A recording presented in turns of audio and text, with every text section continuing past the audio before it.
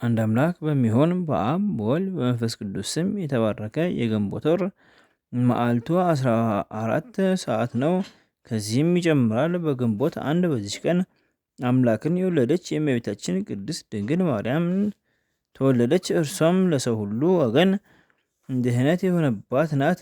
ከወንዶች ወገን የከበረ አባቷ ስሙ ኢያቄም፣ ከሴቶች ወገን የከበረች ሚስቱ ሐና ይባላሉ። ሁለቱም ልጅ በማጣት ሲያዝኑ ኖሮ በዚያ ወራት የመካኖች መባዓ ካህናቱ አይቀበሉም ነበርና እነርሱም ከሰው የሚደርስባቸውን ሽሙጥና ሐዘናቸውን ያርቅላቸው ዘንድ በቀንና በሌሊት ወደ እግዚአብሔር ፈጽሞ ይማልዱ ነበር። ሰውን የሚወድ እግዚአብሔርም ከዘራቸው ለዓለም ሁሉ መድኃኒት ይሆን ዘንድ መልካም የሆነ ሐሳባቸውን ተመለከተ።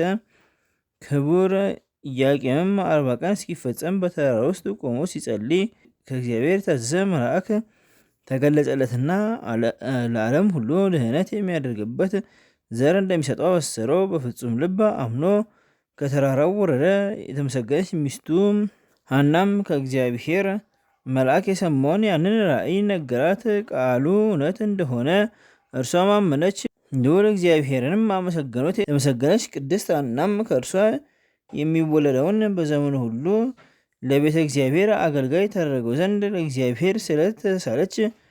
ከዚህም በኋላ ይችን የከበረች ሕፃን ጸንሳ ወለደች። ስሟም ማርያም ተብላ ሰየመቻት። ትርጓሜም እመቤት ነው። ደግሞ ሀብትና ስጦታ ማለት ነው። በእውነት ለዓለም ሁሉ እመቤት ናት። ሁላችንም በእርሷ ሰማያዊ ሀብት ልጅነትን እናገኝባታለን። ለእግዚአብሔር ምስጋና ይሁን። የስጋና የነፍስ መድኃኒት የሆነች እርሷን እናቱን ለሰጠን በረከቷም ከሁላችን የክርስቲያን ወገኖች ጋር ለዘላለሙ ይኑር አሜን።